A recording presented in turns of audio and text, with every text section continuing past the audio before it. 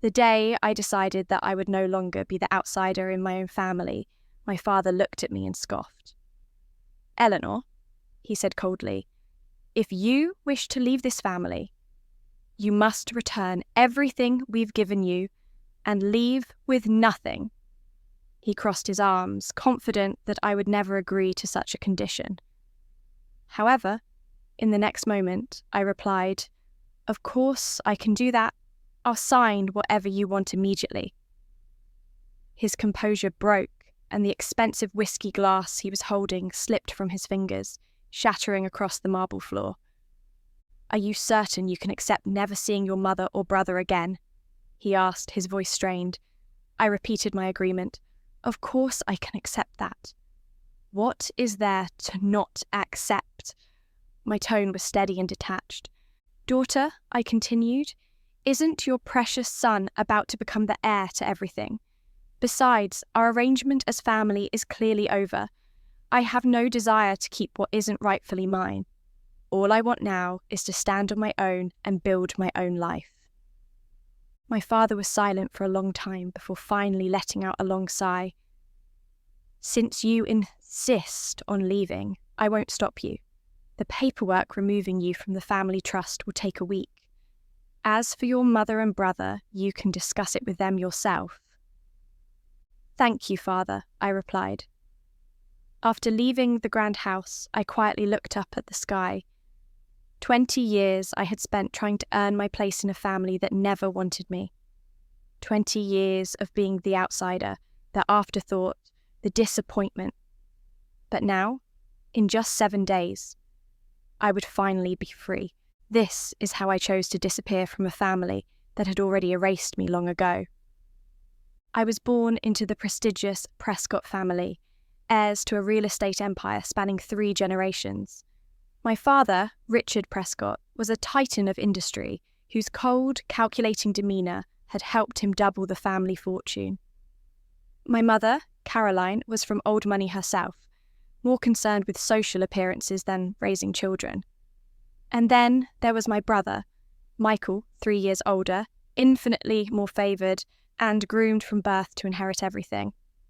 From my earliest memories, I knew something was wrong. While Michael had a room filled with toys and received constant praise, I was an afterthought.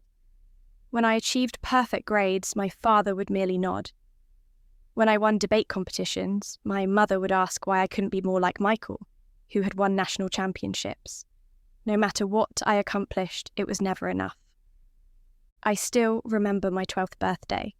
My parents had promised a celebration, something small but meaningful. I'd invited 3 friends from school, the only ones who would associate with the weird Prescott girl. I had spent weeks planning games and picking out snacks they would like. The day came and my friends arrived at our mansion's gates, only to be turned away by security. Inside, I found out my parents had forgotten entirely. They had scheduled an important business dinner that evening. Michael sat at the table in a designer suit while I was told to stay in my room, so as not to disturb the guests. I watched from my window as my brother charmed everyone at that table. I saw how my father beamed with pride when he spoke intelligently about business matters at just 17. I heard my mother introducing him as our brilliant son to important connections. I was invisible. As I grew older, the divide only widened. Michael graduated with honours and immediately took an executive position in our family company. I chose to study architecture, hoping to contribute to the real estate business in my own way. My father called it playing with building blocks and refused to fund my education. I took out loans and worked part-time jobs to put myself through school. By 25, I had graduated with honours myself, but no one from my family attended the ceremony. That night, I had arranged a small dinner celebration at an upscale restaurant, inviting my parents and brother. I waited for 3 hours alone at that table, checking my phone constantly for messages that never came. The waiter's pitying looks became unbearable. The next day, I discovered they had been at Michael's engagement party, an event I hadn't even been told about, much less invited to. When I confronted my mother, she seemed genuinely confused about why I was upset. "Oh, Eleanor, it was just family and close friends," she said dismissively. The words "just family" cut deeper than any knife could have. That was the moment everything changed for me. If I wasn't family to them, then they wouldn't be family to me. I packed my essentials that night: clothes, personal documents, and the few meaningful possessions I had accumulated over the years. I emptied my modest savings account and walked out the door without leaving a note. They wouldn't notice my absence anyway, I thought bitterly, and if they did, they would probably be relieved. I moved to a small apartment in a city 4 hours away, where the Prescott name meant nothing. With my architecture degree and a desperate need to prove myself, I started from the ground up. I worked for a small firm during the day and freelanced at night, sleeping barely 4 hours and pouring every ounce of my energy into building something that was entirely mine. Within 2 years, one of my designs won a regional competition. Within 3, I had started my own modest firm. By the time 5 years had passed, my company, Horizon Designs, had become known for innovative, sustainable urban housing solutions. Success didn't come easily, but it came honestly through my own sweat and determination. During those years, I never once reached out to my family. No calls, no messages, no social media connections. I disappeared as completely as possible from their lives. I changed my phone number, created a new email address, and even considered changing my last name but decided against it. I wouldn't hide who I was. I would simply become someone new on my own terms. The irony wasn't lost on me when I began seeing my projects featured in the same business magazines that had once showcased my father's accomplishments. I wondered if they ever saw my name, and paused, even for a moment. Did they feel anything at all? Pride, regret, or had they truly forgotten me entirely? I built more than just a business in those years. I built a life. I made real friends, people who chose to be around me because they enjoyed my company, not because of my family name. I dated men who knew nothing about my background and liked me for who I was, not what I could offer them financially. For the first time, I felt like I belonged somewhere. Then, almost 7 years to the day after I had walked out of the Prescott mansion, my phone rang with a number I didn't recognize. I almost didn't answer it. "Eleanor, it's your mother." Her voice sounded older, strained. I remained silent, my heart pounding in my chest. "Eleanor, please, we need you to come home. Your father is dying." And just like that, the past came rushing back like a tidal wave. My mother's voice cracked as she continued speaking. "The doctors say he has 3 months at most. He's been asking for you." 7 years of silence, and now this. I gripped the phone tightly, staring out the window of my office at the cityscape I had helped reshape. "How did you get this number?" I asked, my voice colder than I intended. "We hired someone to find you," she admitted. "Eleanor, please, whatever issues we've had in the past—" "Issues?" I interrupted, a bitter laugh escaping me. "Is that what you call it?" "He wants to make amends before he goes," she pressed on, "and there are matters that need to be addressed, family matters." Of course, even now it wasn't about me. It was about family matters, which undoubtedly meant money, the company, legalities. "I'll think about it," I said finally, and hung up. For 3 days, I went about my business as usual, trying to push the conversation from my mind. But at night, lying awake, I couldn't escape the thoughts that plagued me. Was I really so cold-hearted that I would deny a dying man's request? Or was this just another manipulation, another way for them to exert control over me? On the 4th day, I called my assistant into my office. "Cancel my meetings for the next 2 weeks," I instructed her, "and book me a flight to Boston. I'll be visiting family." The word family felt foreign on my tongue, like a language I had forgotten how to speak. The flight gave me time to prepare myself mentally. I wouldn't go in with expectations. I wouldn't open myself up to being hurt again. This was closure. Nothing more. I would hear what my father had to say, deal with whatever family matters needed addressing, and return to the life I had built for myself. As the car I'd hired approached the familiar iron gates of the Prescott estate, a knot formed in my stomach. The mansion looked exactly as I remembered it, imposing, perfect, cold. A temple to wealth rather than a home. The housekeeper who opened the door didn't recognise me. Why would she? I'd been gone for 7 years, and staff had always rotated frequently in our household anyway. "I'm Eleanor Prescott," I said simply. "I believe I'm expected." Her eyes widened slightly. "Of course, Miss Prescott. Please, come in. Your mother is in the sitting room." Walking through those marble halls felt like stepping back in time. The same artwork hung on the walls, the same antique furniture lined the corridors. Nothing had changed, and yet everything had. I was different now, stronger, independent, no longer desperate for approval I would never receive. My mother rose when I entered the sitting room. She had aged more than the 7 years would account for.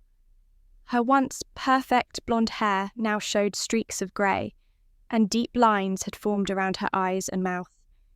"Eleanor," she breathed, moving toward me as if to embrace me. I stepped back slightly, maintaining my distance. Her arms fell to her sides, and she nodded in understanding. "Thank you for coming," she said instead, gesturing for me to sit. "Would you like something to drink?" "No," I replied. "I'd like to see my father now." "Of course." She seemed unsurprised by my directness. "He's in his study. The doctors have set up a hospital bed there. He refused to be confined to a bedroom." That sounded like Richard Prescott, controlling his surroundings until the very end. My mother led me to the study door, but didn't enter with me. "He's been having good days and bad days," she explained quietly. "Today is not a good day." I nodded and opened the door myself, steeling my nerves for whatever awaited me. The study had always been my father's sanctuary, a place where I had rarely been welcome as a child. Now it had been transformed. Medical equipment surrounded a hospital bed where the imposing mahogany desk had once stood, and there, amidst the machinery, lay a withered version of the Titan I had known. Richard Prescott had always been a large man, tall, broad-shouldered, with a presence that commanded attention. The figure in the bed was a shadow of that man. His skin hung loosely on his frame, his once thick hair now sparse and white. The only familiar thing was his eyes, sharp blue, calculating even now. Those eyes found mine immediately as I entered. "So you came," he said, his voice raspy but still carrying that note of authority. "I did," I replied simply, remaining by the door. "Closer," he commanded, gesturing weakly. "I won't bite, girl. Not anymore." I approached the bed slowly, taking in the details of his decline. Pancreatic cancer, my mother had told me on the phone. Aggressive. Discovered too late. The irony wasn't lost on me, my father, who had controlled everything in his life with an iron fist, being defeated by rogue cells in his own body. "You look well," he observed, studying me just as I was studying him. "Successful." "I am," I confirmed without elaboration. A ghost of a smile crossed his face. "Still not making it easy for me, I see." "Why should I?" He nodded slightly, as if acknowledging the fairness of my question. "You're right. I don't deserve easy." He gestured to a chair beside the bed. "Sit, please." I hesitated, then complied. We sat in silence for a moment, the beeping of machines the only sound between us. "I'm dying," he said finally, bluntly. 3 months is an optimistic estimate." "I know. Mother told me. What she probably didn't tell you is that things are falling apart." He shifted slightly, wincing in pain. "The company, the family, everything." I remained silent, waiting for him to continue. "Michael wasn't ready," he said, a note of disappointment in his voice. All those years of grooming, and when it came time to take the reins, he couldn't handle it. Made a series of catastrophic decisions. We're hemorrhaging money, losing properties left and right. I couldn't help but feel a flicker of vindication. All those years of being told I wasn't good enough, that Michael was the perfect heir, and now this. That's unfortunate, I said neutrally, but I don't see what it has to do with me. My father's eyes narrowed. Don't play dumb, Eleanor. It doesn't suit you. You've built your own empire from nothing. Your designs are revolutionizing urban housing. You've proven yourself in ways I never gave you the chance to. And now you want my help, I concluded, the pieces falling into place. Now that I've shown my worth elsewhere, now that you're desperate, suddenly I'm worthy of being a Prescott. He didn't deny it. Yes, he said simply, I want you to save this family. The audacity of it almost made me laugh. After everything, he expected me to swoop in and rescue them, to fix Michael's mistakes, to preserve the legacy that had never included me. Why would I do that? I asked. Why would I care if the Prescott Empire crumbles? Because, despite everything, it's your birthright too, he replied. And because I'm offering you what you always wanted, recognition, a place at the table, the chance to prove yourself. 7 years too late, I said coldly. I've already proven myself. I don't need your recognition anymore. He closed his eyes briefly, seeming to gather strength. When he opened them again, there was something there I had never seen before. Vulnerability. Then do it, because I'm asking you, as my daughter, because I was wrong about you, and I want to make it right before I die.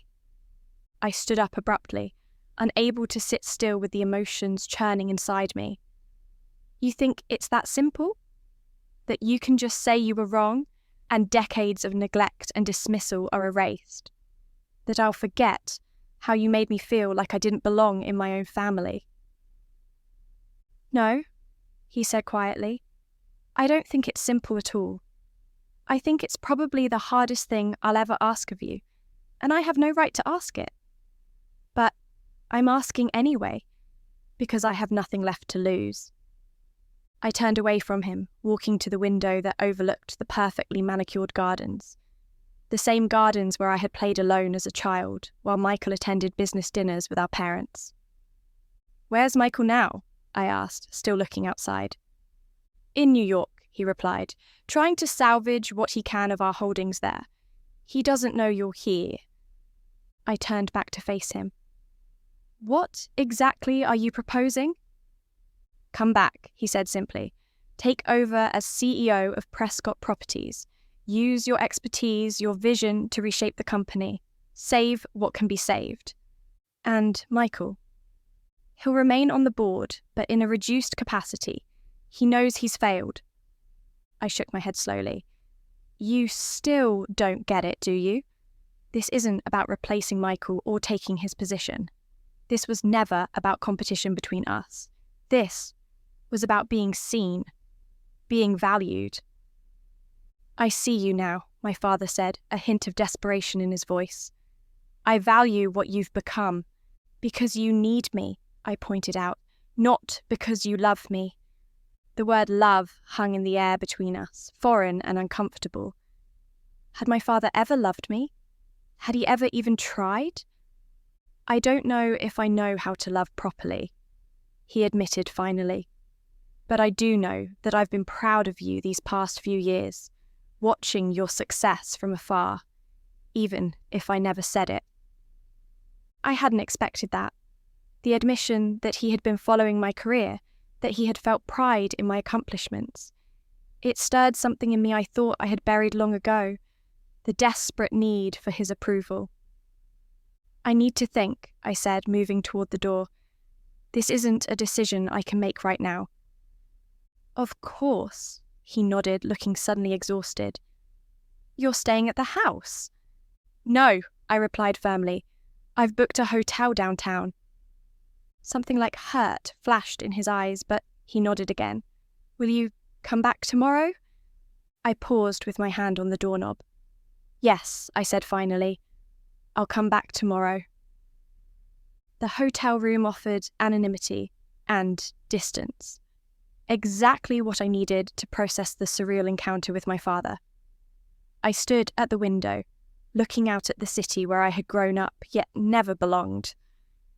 My phone buzzed with a message. It was from James, my current boyfriend of 8 months. How did it go? He had written. Are you okay? James was the first person I had ever told the full truth about my family. He had listened without judgment, offering support without pity, one of the many reasons I had fallen for him. Still processing, I texted back. We'll call later. I had just set the phone down when it rang. An unknown number. I answered cautiously. Eleanor? It's Michael. My brother's voice, so familiar yet distant, sent a jolt through me. Michael, I acknowledged. I'm guessing Mother told you I'm in town. She did, Michael confirmed. I just landed from New York. We need to talk. Father already gave me his pitch, I said coolly. Save the company, save the family legacy. I'm still thinking about it. That's not why I want to talk, he replied, his voice uncharacteristically subdued. Can we meet? Privately. Curiosity got the better of me. Café Laurent, 1 hour, I suggested, naming a small coffee shop downtown where we were unlikely to be recognised. I'll be there, he said and hung up. Exactly 58 minutes later, I was seated at a corner table when Michael walked in. Like our mother, he had aged visibly. The confident, polished air was gone, replaced by a man who looked perpetually worried. His designer clothes still screamed wealth, but his posture spoke of defeat. He spotted me immediately and approached, hesitating before taking the seat across from me. You look good, Eleanor, he said, studying me. Success suits you. What do you want, Michael? I asked, not interested in small talk. He sighed, running a hand through his hair, a nervous gesture I'd never seen from him before. To warn you, he said simply, don't come back. Don't take Father's offer. It's a trap. I hadn't expected that. Explain. The company isn't just struggling, he said, lowering his voice. It's imploding.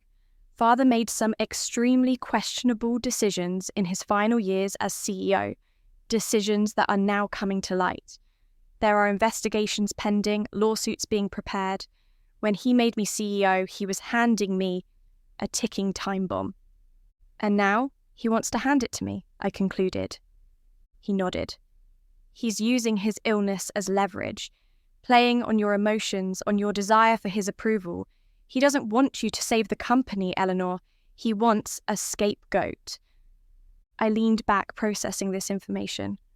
Why are you telling me this? We've never exactly been allies. Michael looked down at his untouched coffee. Because I know what it's like to destroy yourself trying to please him. I've spent my entire life doing it. And the moment I faltered, the moment I couldn't fix his mistakes, I became a disappointment. Welcome to my world, I said dryly. I deserve that, he acknowledged. I was awful to you growing up. I bought into the competition he created between us. I enjoyed being the favourite, and I never questioned why he treated you the way he did. It was the closest thing to an apology I'd ever heard from him. And now, I prompted. Now I understand that we were both pawns in his game, he said bitterly. He pitted us against each other to serve his own purposes.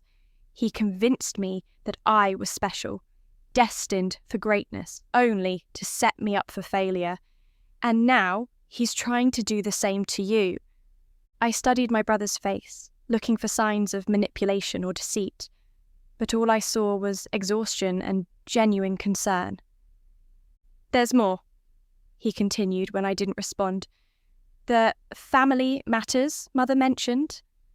Father is rewriting his will. If you agree to take over the company, you will inherit everything.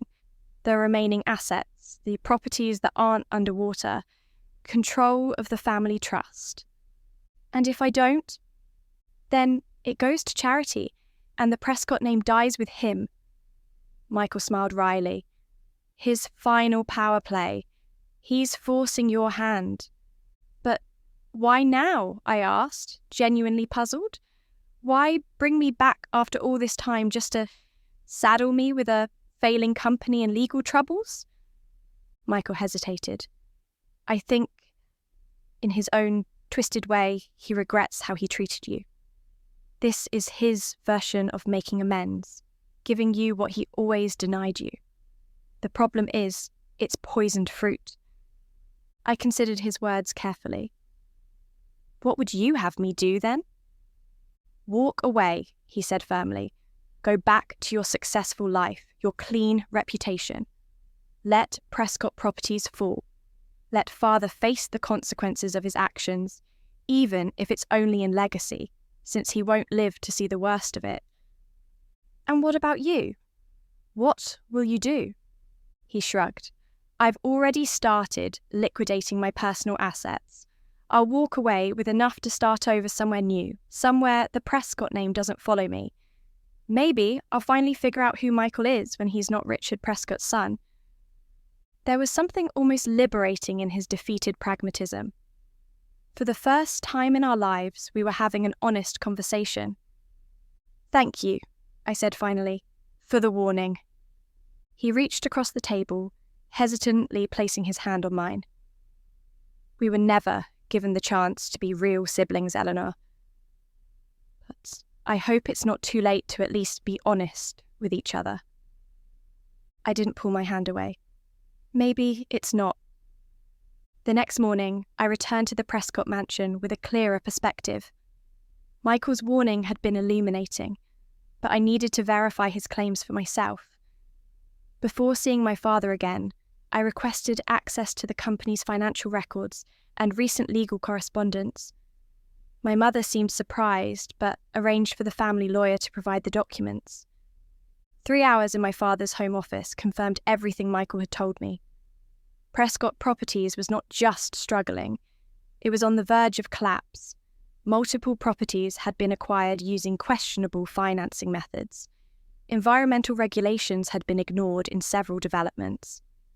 There were internal memos suggesting my father had known about toxic materials used in a major project, but had proceeded anyway to cut costs.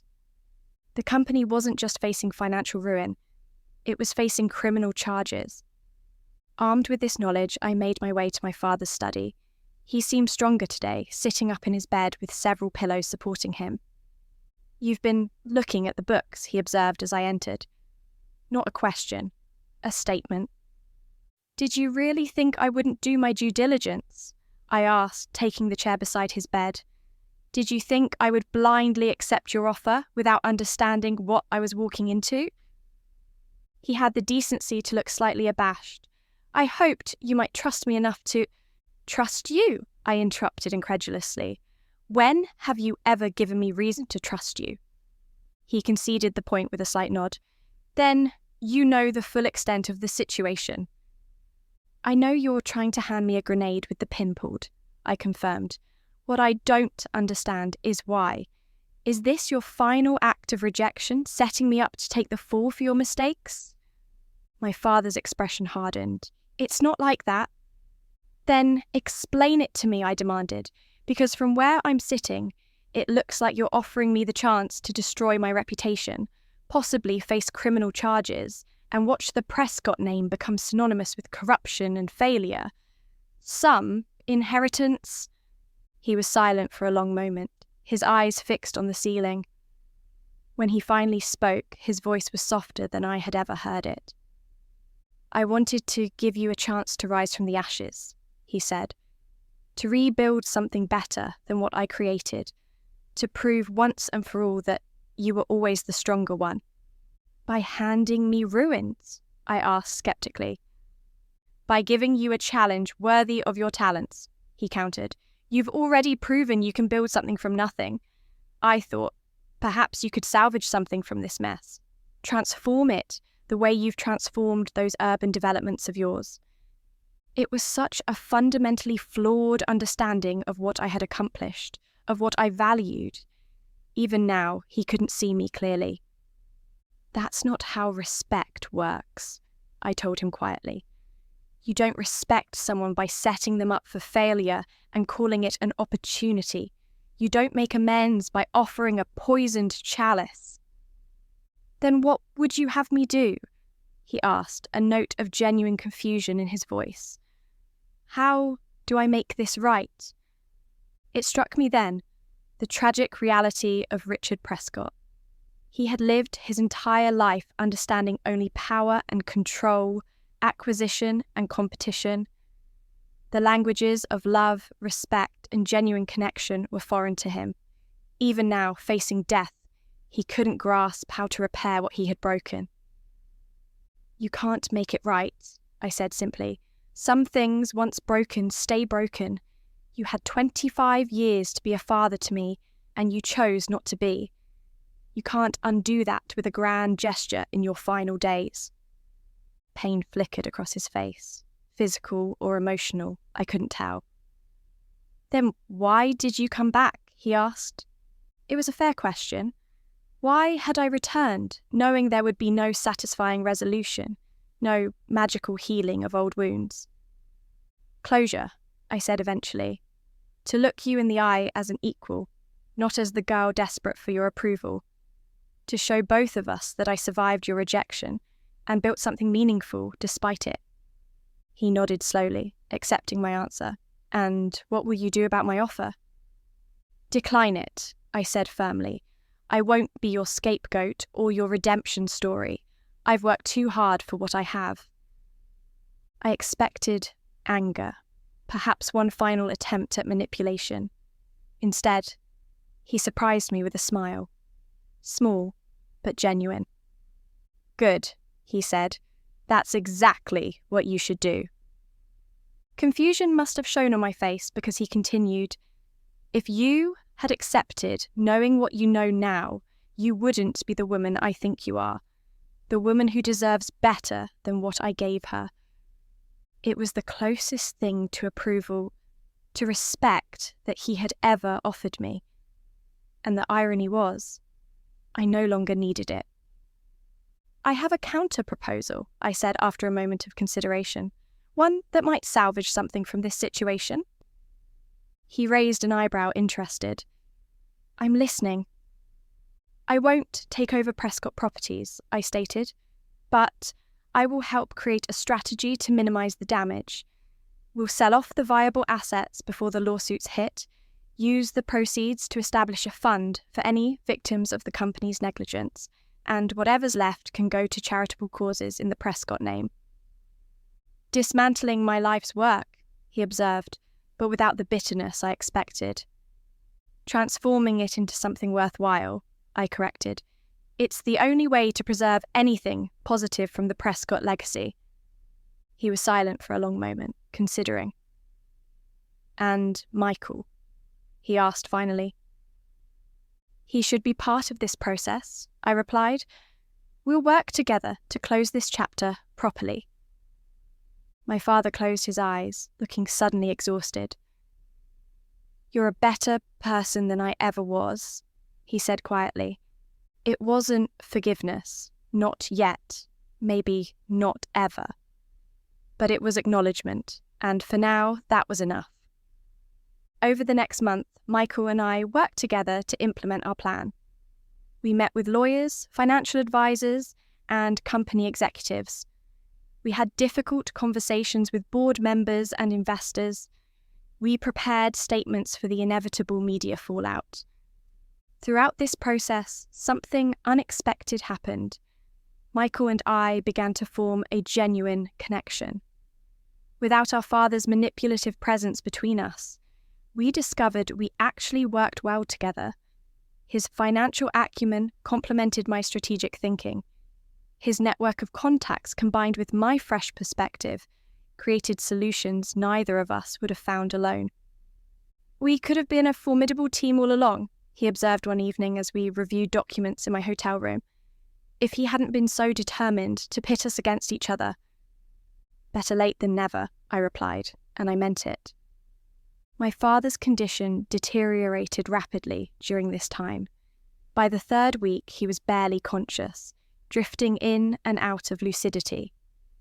During one of his clear moments, I sat with him alone. "It's all arranged," I told him. "The company will be dissolved properly. The victims will be compensated. The Prescott name will be associated with the foundation rather than the scandal." He nodded weakly. "Thank you," he whispered. Then, with visible effort, "I'm sorry, Eleanor, for everything." They were the words I had waited a lifetime to hear. But now that they had come, I found they held less power than I had imagined. They couldn't erase the past or heal all wounds. They were just words offered too late. "I know," I said simply because there was nothing else to say. He died 2 days later, slipping away quietly in his sleep. The funeral was a small affair, attended only by immediate family and a few close business associates. Michael and I stood side by side as they lowered the casket, our mother between us, frail and silent in her grief. Afterward, as guests departed, my mother approached me privately. "Will you be returning to your life now?" she asked, her voice neutral. "Yes," I confirmed. "Once everything is finalised with the foundation." She nodded, seemingly unsurprised. "And us? Will we see you again?" It was the question I had been pondering since my return. What place, if any, did my family have in my life moving forward? "I don't know," I answered honestly. "I'm not sure what we are to each other anymore." My mother's composed facade cracked slightly. "We're family," she said, as if it were the most obvious thing in the world. "Are we?" I challenged gently, because from where I stand, family is something you build, not something you're born into. Family is people who see you, value you, support you. She flinched at my words, but didn't deny their truth. "Perhaps," she said after a moment, "we could learn to be that kind of family, if you gave us the chance." "Perhaps," I echoed, non-committal. "But it would have to be on new terms, equal terms. I won't go back to being the outsider, the afterthought." "I understand," she said, and for once I believed she might actually be trying to. 2 months later, I was back in my own city, in my own office, looking out at the skyline that represented everything I had built for myself.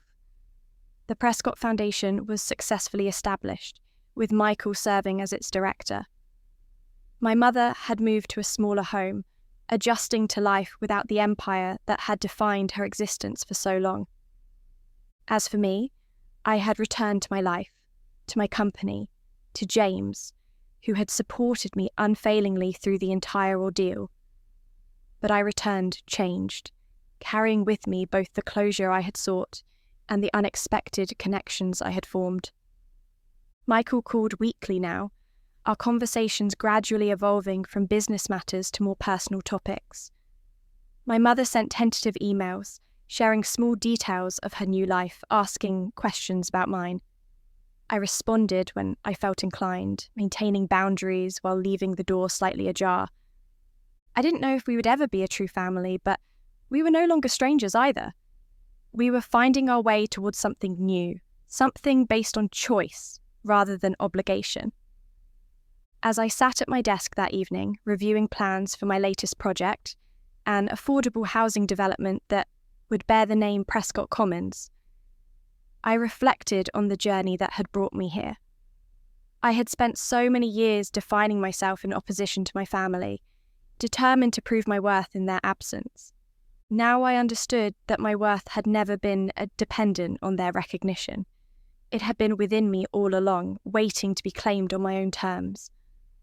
I had gone from being the outsider in my own family to the architect of my own destiny.